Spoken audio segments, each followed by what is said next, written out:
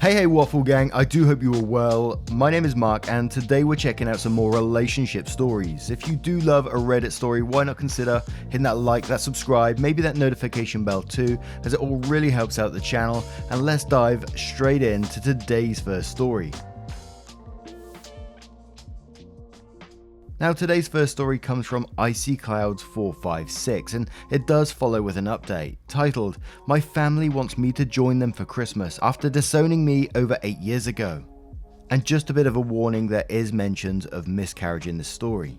After being disowned 8 years ago, my family has invited me, my wife 27 female and daughter 1 female for Christmas. After getting conflicting advice from my friends, one of my buddies told me to post my dilemma here to see what random internet strangers would say. I, 25 male, am the youngest of 4 kids between my mum, 52 female, and my dad, 54 male. My siblings are, fake names, Michael, 31 male, Sarah, 28 female, and my twin brother Casey, 25 male. For context, growing up, I was the black sheep of the family, and I knew that from a very young age. See, my family is full of athletes. My dad was a star basketball player for a D2 school. My mum played volleyball. Michael played soccer. Sarah played softball and Casey was the star running back for the football team. I was never really interested in any of those physical sports, but rather I was interested in archery, which my family called a wimpy sport. My parents were always invested in my siblings and rarely ever attended my events, to the point where I basically had to beg them to come to my tournaments. Between the ages of 14 to 16, I had taken part in about 20 tournaments, while my parents only showed up to 1. I was never neglected by them, but they were never emotionally there for me, as they were there for my siblings. And as a teenager, I resented that. Whenever I tried to bring this up to them, they would always call me an attention seeker. But however, this is not why I was disowned from my family. When I was 15, I began dating Amy, now 25 female, who was in the same grade as me at the time. After about 6 to 7 months of dating, I introduced her to my folks and my siblings and they really liked her. I know I was young, but I could see myself having a future with her. Almost 2 years later, one of Amy's ex-friends told me that she had been cheating on me for a couple of months. At the time, I didn't know who the guy was, but after confronting her, she told me that it was my twin brother. She basically told me that while at first she loved me, the love she had for my brother surpasses that. Later that day, when I confronted Casey at home, I was so enraged that I sucker punched him and knocked him out. I admit that I should have not gotten violent, but years of resentment towards him and the rest of the family just burst open. In exchange for my family not pressing charges on me, as I could have been tried as an adult in court, I was sent to live with my paternal aunt, 48 female, who at this point was estranged from the family and lived in another city about 2 hours away. From then on, I have not had any contact with them. At first it was tough, but later on, with the support from my aunt and her husband, 48 male, I moved on from wanting a relationship with them. I transferred to a different high school and attended a university in my aunt's city and graduated as an electrical engineer. I later met my wife and got married to her. I at the time of my wedding thought about inviting them, but went against it because I did not want any sort of drama at my wedding. From that point, me and my wife bought a house an hour away from my aunt and were blessed with a daughter a year ago. About a week ago, I received a Facebook message from my mother and father wanting to reconnect over Christmas at their house. I told them I would consider it, as I possibly have other plans, but would give them a clear answer soon. Later on, both Michael and Sarah sent me friend requests, which felt weird to me. My wife has told me that if I decided to go, she and my daughter would spend Christmas at my father-in-law's house, and she does not have to deal with unwanted stress as she is 2 months pregnant, and I agree with her. My question to those reading this is that should I go and try to reconcile with family or should I not? I am very conflicted on what to do. On one hand, they perhaps feel bad about what they did to me and want to apologize for what they did, but on the other hand, perhaps if I go there, they will try to make me apologize to Casey, which I do not want to. Any advice would be helpful. Now the question to me in this one is, why do they want to reconnect with you? Seeing as they're the ones that disowned you from the family, so now suddenly are they feeling guilty about what they've done in the past, or is it just because your wife is now pregnant that they maybe want to see their grandchild?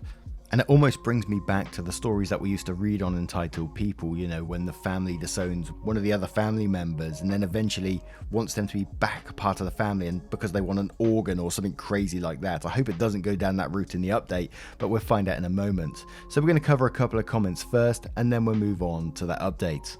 But Donna Maranga says, I honestly wouldn't spend Christmas away from my pregnant wife for them. Maybe I'm missing something, but why Christmas?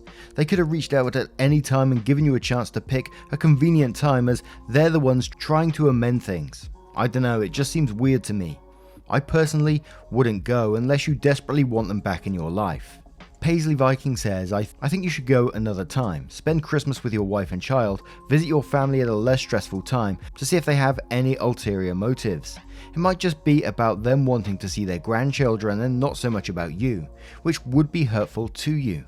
Adventurous Sand 6711 says, I can't imagine not spending Christmas without my spouse and child. They disowned you. F them. Spend the time with your family, your real family. And after the new year, decide if you want to rebuild a relationship with your biological parents and siblings. I can't imagine sending my child away. Can you? Can you look at your daughter and imagine a scenario where you would disown her? Fascination Street says, nope. They only want to see your daughter. They have demonstrated no change. They're attempted to gangbomb you so you feel guilty. Nope, nope, nope. To which Kashil's handmaiden replies to that saying, this feels like the correct answer. If they wanted to reconcile, they'd have reached out with an apology rather than just inviting OP to Christmas without any other form of communication. They want to have access to the grandchild. OP, I suggest you also seek support and advice in Our Just No Family, where there's plenty of nice folks who can help you navigate a manipulative family and their tactics. Spend Christmas with your partner, and remember you and she are on the same team now, even when it puts you at odds with your blood relations. Now, we're going to move on to that update to see what happens next. And again, before we move into the update, just to remind you that it does mention a miscarriage as well. So hi there guys, it's been a rough 2 weeks, but thank you all for your advice and support. This is going to be a really long post. I wanted to post earlier, but some things got in the way. 2 days after Christmas, my wife began to experience unbearable pain in her abdomen area, and she could hardly stand on her 2 feet. Me and her sister, 30 female, rushed to the hospital, where we found out that my wife had suffered a miscarriage and that the fetus had to be removed right away. Honestly, the worst part for me was explaining to my wife what had happened. Due to complications surrounding the operation, my wife was forced to stay for 2 more days.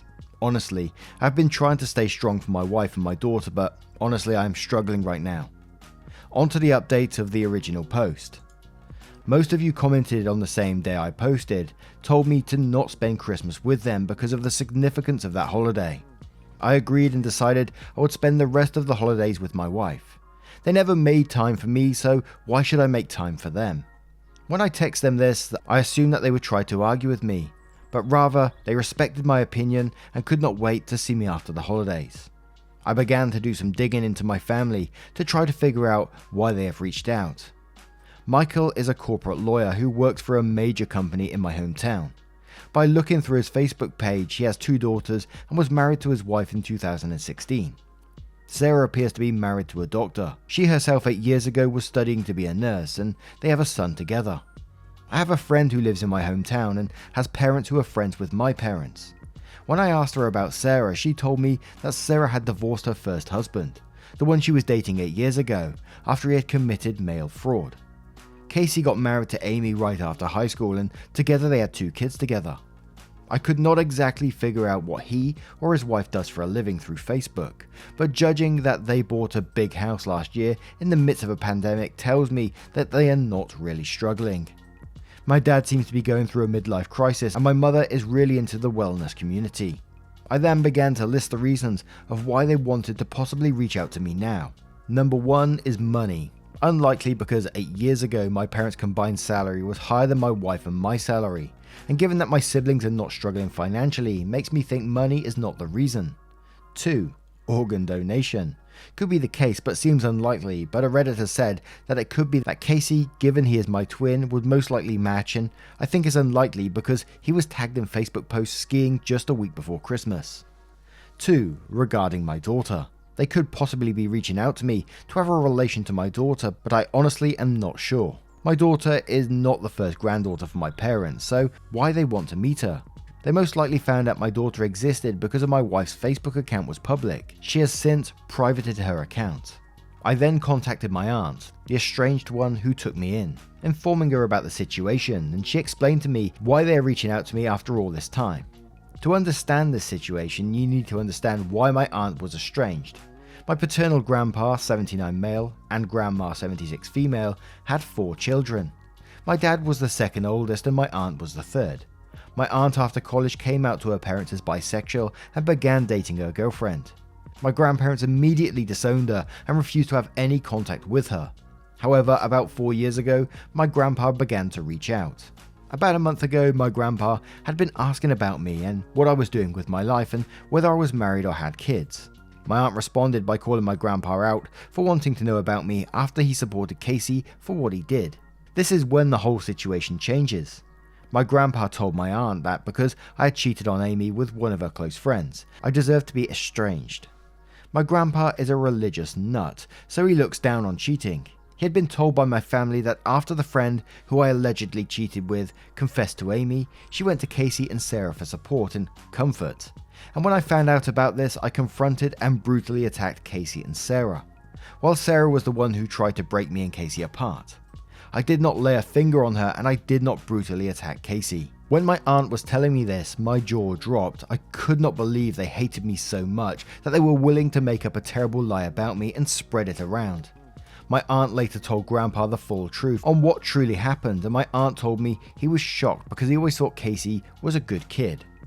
My grandpa then asked my aunt for a number, which she declined to give. I figured out why my parents and siblings wanted to get in touch with me. It turns out my grandpa had told my parents and my siblings that if they did not apologize for what they did to me and have me over for the family Christmas dinner, they would be cut off from his will. For context, he is a multi-millionaire. So that is why they reached out to me. Not to apologize about how they all wronged me in the past, but rather because if they did not, they would not get anything from Grandpa. What a bunch of greedy people. After hearing about this from my aunt, I decided to block all of them. Why should I respond to them? At this point, all of them are dead to me. I have a wife to support after what she went through and a family that respects me in my in-laws. However, this does not end here, as 3 days after New Year's Eve, I received a call from an unknown number on my work phone. I'm used to getting calls from unknown numbers because of my career, and when I picked up, I heard my grandfather's voice. He most likely got my number from my company website. The first thing he did was apologize for not trying to get in contact with me for the past 8 years. He told me he was sorry that he could not be there for important events such as graduation, my wedding, and the birth of my daughter. I was not really close to him before, so him cutting me off did not bother me. Later in the call, he told me he was so disgusted with the rest of my family that he is cutting them off his will and adding me to it. I honestly do not know how to feel about that, as the money would be helpful, but at the same time, I do not want him to use this as a way to force a relationship between me and my daughter. We talked for about half an hour. The way the call went made me think that perhaps I could build a good relationship with my grandpa, but then he told me something that got me really pissed. He told me that he was disappointed in that my daughter had not taken the family name. For context, after I got married to my wife, the issue of what last name to use as a couple came up. For some legal reasons, I was unable to change my last name to my wife's last name, but we decided as a couple that all of our future children would have her last name.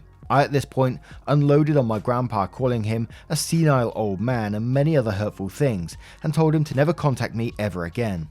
The audacity of this man to say that after what I went through is something. I will not let him use the money I received in the will to control me. Even if I receive the money, I will donate it to a local charity, but he is a man of false promises, so this is unlikely. These past few weeks have been really tough for me, and I hope to make it to the other side. My wife has privated her Facebook account and her in-laws have done the same. What they do to try to contact me is beyond me. Hell, they would probably hire a private detective to try and find me. I believe they do not know where I live, but you never know.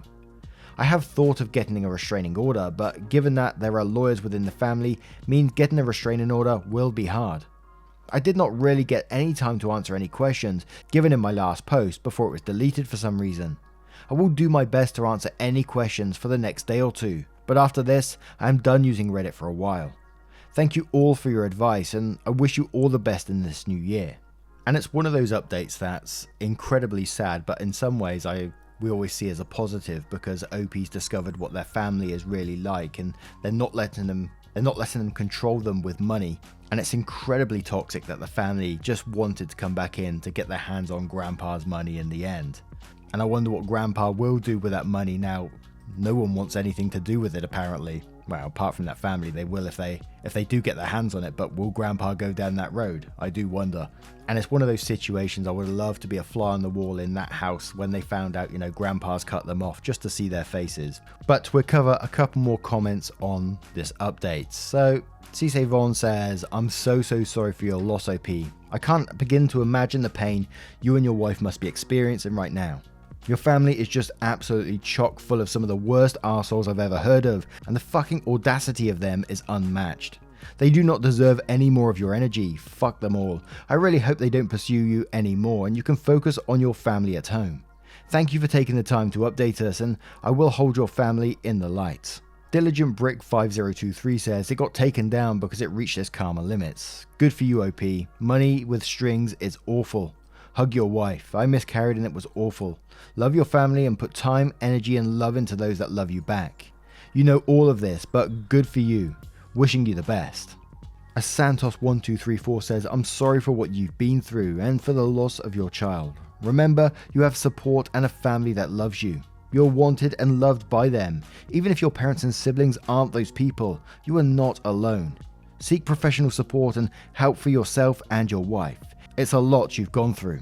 And one more from Requiem, who says, I wish you a better 2022 and I sympathize with you and your wife. Focus on you and her for as long as you both need to heal, and try to put to rest as best as you can the actions of your birth family, as they are no longer a thread in the ball of yarn of your life, not if you don't want them to be.